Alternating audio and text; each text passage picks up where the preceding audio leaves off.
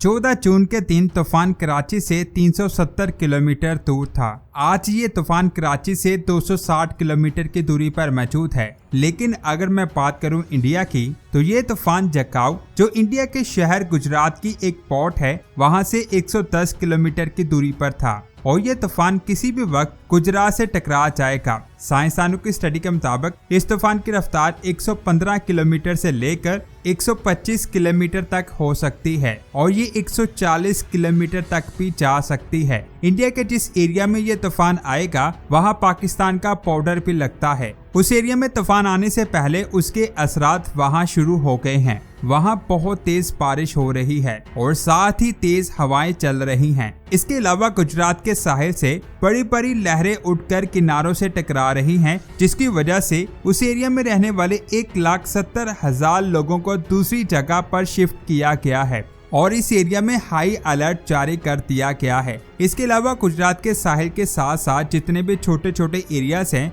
उनको भी खाली करवा लिया गया है। इस तूफान की लोकेशन को हम डिटेल के साथ देखते हैं कि ये इस वक्त कहाँ है। इस मैप को देखें, ये है तूफान, ये हिंदुस्तान गुजरात है और ये कराची है और ये गुजरात के साहिल का किनारा है। यहाँ आप देख सकते हैं कि ये तूफान इसके किनारे से 110 किलोमीटर की दूरी पर मौजूद है और ये किसी भी वक्त इस एरिया से टकरा जाएगा। ये जो लाइन आप देख रहे हैं ये इस तूफान का रास्ता है। अगर आप इस लाइन को ट्रेस करोगे तो आपको पता चलेगा कि ये लाइन गुजरात से होते हुए सीधा कराची की तरफ जा रही है और ये तूफान इस वक्त कराची से 220 किलोमीटर की दूरी पर मौजूद है। कराची से होते हुए ये आगे की तरफ जाएगा, यानी इस एरिया तक इस तूफान का आखिरी स्टॉप बताया जा रहा है। कैटी बंदर से ये तूफान 130 किलोमीटर की दूरी पर मौजूद है और पाकिस्तान के इन एरिया से 80,000 लोगों को दूसरे एरिया में शिफ्ट करवा दिया गया है। लेकिन यहाँ सबसे ज्यादा परेशानी की बात यह है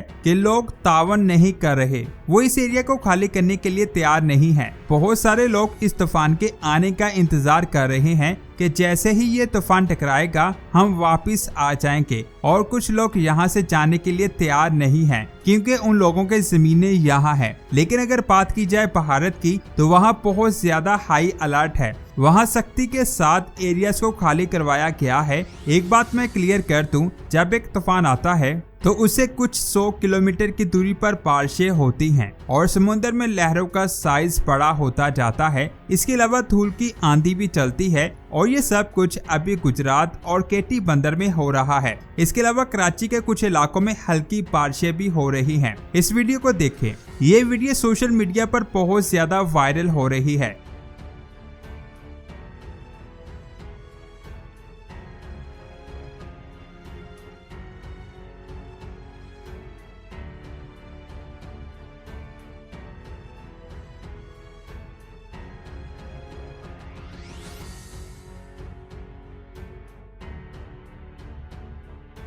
इस वीडियो को देखने से ऐसा लग रहा है कि ये वीडियो पाकिस्तान के किसी इलाके की है जिसमें धूल का एक टोर्नेडो दिखाई दे रहा है। अब यहाँ सोचने वाली बात यह है कि क्या इस टोर्नेडो का ताल्लुक पाइपर जोय से है। इसके बारे में अभी किसी को कुछ नहीं पता। कहा जा रहा है कि इंडियन ओशन में आज तक जितने भी तूफान आए हैं उसमें ये तूफान दूसरे नंबर पर है। 1737 में इंडियन ओशन में एक तूफान आया था। उस वक्त उसकी रफ्तार 220 किलोमीटर फी घंटा थी, जिसमें 3 लाख लोग मरे थे। लेकिन इस तूफान की रफ्तार 198 किलोमीटर फी घंटा है। ये रफ्तार इतनी ज्यादा है कि ये एक बहुत बड़े दरख्त को आसानी से उखाड़ सकती है। एक बात और मैं क्लियर कर दूं, जब एक तूफान समुद्र में बनता है तो उसका साइज और रफ्तार समुद्र के अंदर तेज होता है क्योंकि समुद्र की कोई सरफेस नहीं है और वहाँ ये अपने आसपास हवाओं को अपनी तरफ खींचता है और आगे बढ़ने लगता है। ये आगे आसानी से इसलिए बढ़ पाता है क्योंकि समुद्र की कोई भी सरफेस नहीं है, जिसकी वजह से इसकी रफ्तार और साइज आसानी से बढ़ता रहता है। लेकिन जब ये जमीन की सतह के करीब आता है तो इसका साइज और रफ्तार कम होती जाती है। पहले ये 140 किलोमीटर की रफ्तार से गुजरात के साहिल से टकराएगा और फिर कैटी बंदर से टकराएगा। उसके बाद जैसे जैसे ये तूफान आगे की तरफ बढ़ेगा इसकी रफ्तार कम होती होती 80 किलोमीटर से लेकर 100 किलोमीटर हो जाएगी, क्योंकि सतह पर चलने और रास्ते में आने वाली चीजों से टकराने की वजह से इसकी पावर कम होती जाती है। अब यहाँ ये सवाल आता है कि ये तूफान कितनी ज्यादा तबाही मचाएगा। जैसा कि मैंने आपको पहले बताया कि इस तूफान के साथ बारिश भी होगी और ये बारिशें इतनी ज्यादा होंगी कि कहा जा रहा है कि तूफान से ज्यादा खतरा नहीं है, लेकिन इन बारिशों से बहुत ज्यादा खतरा है, क्योंकि इन बारिशों की वजह से सैलाब आने के चांसेस बहुत ज्यादा हैं, जो तूफान से भी ज्यादा तबाही मचाएगा।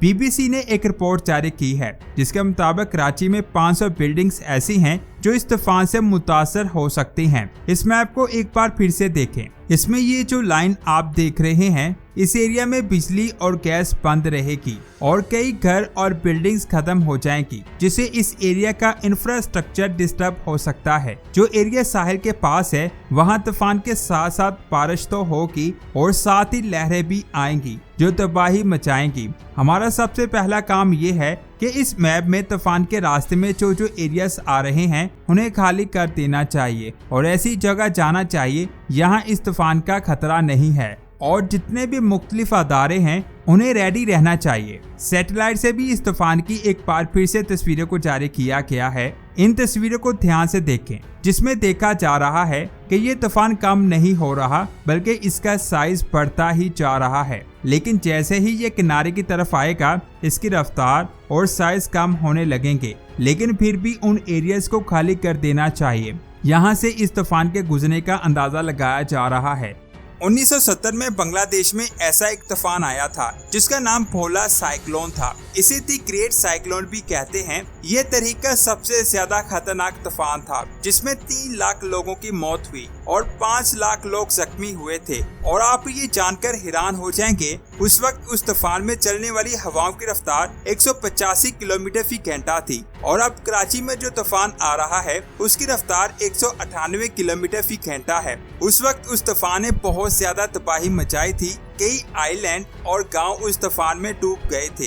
इसके अलावा 1737 में इंडिया में एक बहुत ज्यादा खतरनाक तूफान आया था। इस तूफान ने सबसे पहले इंडिया के एक शहर कोलकाता को टारगेट किया था, जिसमें भी कई लाख लोगों की जान चली गई थी। इस तूफान में चलने वाली हवाओं की रफ्तार 260 किलोमीटर फी घंटा थी, जिसने इंडिया में बहुत ज्यादा तबाही मचाई थी। इंडिया के साथ साथ बांग्लादेश वाले हिस्से में भी बहुत ज्यादा तबाही हुई थी, जो उस वक्त इंडिया का हिस्सा था। और अब कहा जा रहा है कि कराची में जो तूफान आ रहा है वो भी पहले आने वाले खतरनाक तूफानों में से एक है। और अल्लाह से दुआ करनी चाहिए कि ये तूफान पाकिस्तान में आने से पहले ही खत्म हो जाए। आप इसके बारे में क्या कहेंगे नीचे कमेंट करके जरूर बताएं। और ये भी बताएं कि अगर आप कराची वाले एरियाज में हैं तो क्या वहाँ पर बारिश हो रही है या नहीं। अपना बहुत सारा ख्याल रखें। अल्लाह हाफिज।